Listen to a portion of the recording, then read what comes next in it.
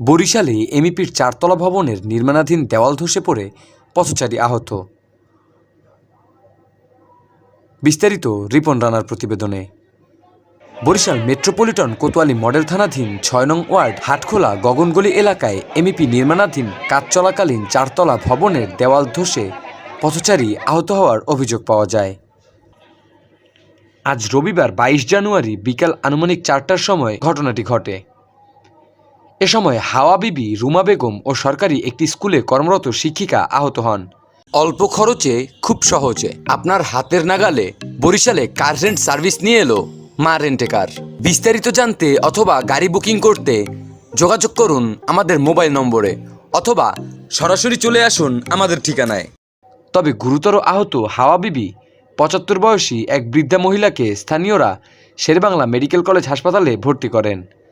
স্থানীয়রা জানান, দীর্ঘদিন ধরেই এমইপির নির্মাণাধীন কাজ চলছিল, কিন্তু শিশু পার্ক কলোনি গগনগলি বাজার এলাকায় ঘনবসতি রয়েছে। যেখানে এমইপি কোম্পানি চতুর্থ তলার কাজ চলছে, সেখানে সাধারণ পথচারী ও এমইপির শ্রমিকদের জন্য কোনো ধরনের নিরাপত্তার ব্যবস্থা ছিল না।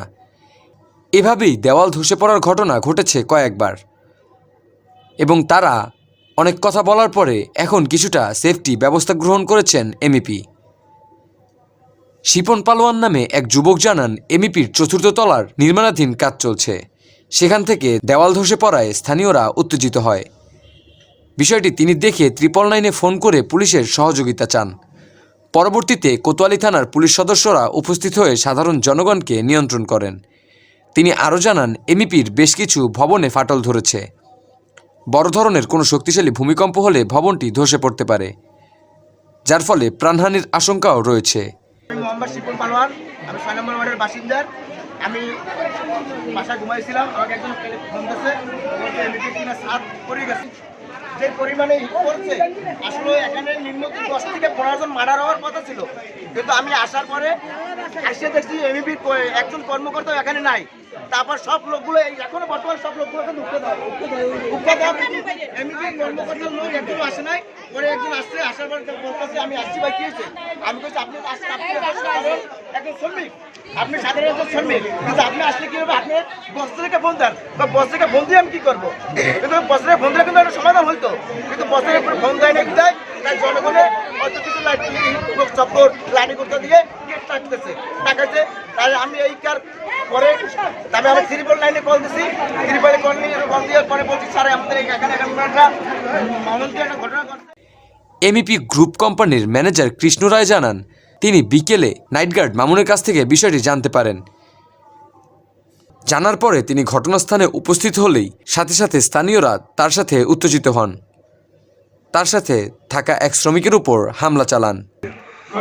কি হয়েছে বিষয়টা একটু বলুন। যে আমাদের লোককে বললাম যে একজন ইনজুরি হয়ে হসপিটালে পাঠিয়ে দিয়েছি, মানে আমি যে বলছি একটু পরে যাও, কিন্তু এত ইমার্জেন্সি ওই জায়গায় গেছিল, মানে যে বলতে যে ম্যানেজার স্যার ওরা আটকে ফেলাইছে, তখনই আমাদের এই লোকজন কয়েকজন গেছিল।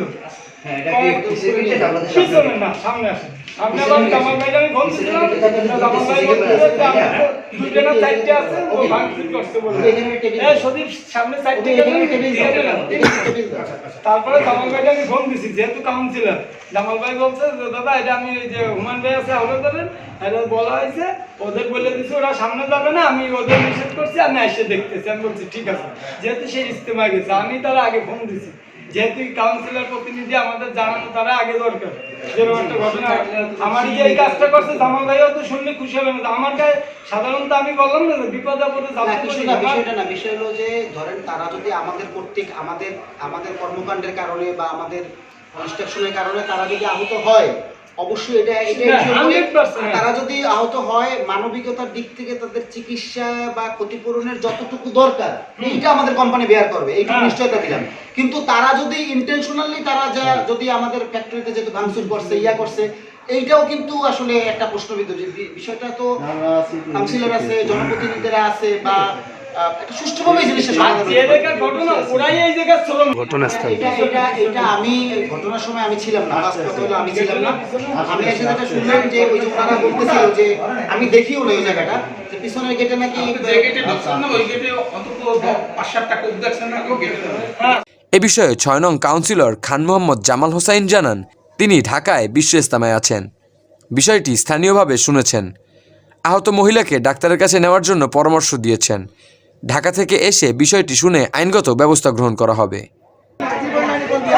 পরে আমি 6 নম্বর কাউন্সিলর খান মোহাম্মদ জামাল হোসেন সাহেবকে ফোন দিয়েছিলাম, সে বলছে ঠিক আছে, এটা তো অনেকবার তাদের বলা হয়েছে, অনেকবার কাউন্সিলর সাহেব বলা হয়েছে, কিন্তু কাউন্সিলর সাহেব এরা তারা শোনে নাই। কিন্তু আজকে দেখেন এখন যদি এতগুলো হিট করছে,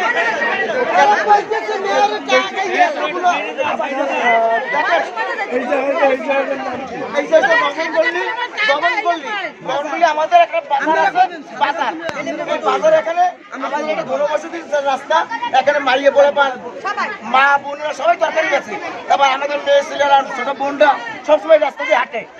কিন্তু আজকে দেখেন এমন পরিমাণে এই পরিমাণে যে ইটগুলো পড়ছে, আমি তো আল্লাহ বাঁচাইছে, 5-7টা লোক মার্ডার হওয়ার কথা ছিল, কিন্তু আল্লাহ খুলে বাঁচাইছে। বরিশাল মেট্রোপলিটন কোতোয়ালি মডেল থানার ভারপ্রাপ্ত কর্মকর্তা ওসি মোহাম্মদ আজমুল করিম জানান, তারা 999 ফোনের মাধ্যমে বিষয়টি শুনে ঘটনাস্থানে পুলিশ সদস্য পাঠিয়ে দেন। তবে কেউ অভিযোগ দায়ের করেননি। অভিযোগ দিলে তদন্ত সাপেক্ষে আইনগত ব্যবস্থা গ্রহণ করা হবে। আপনারা দেখছেন বরিশাল টিভি।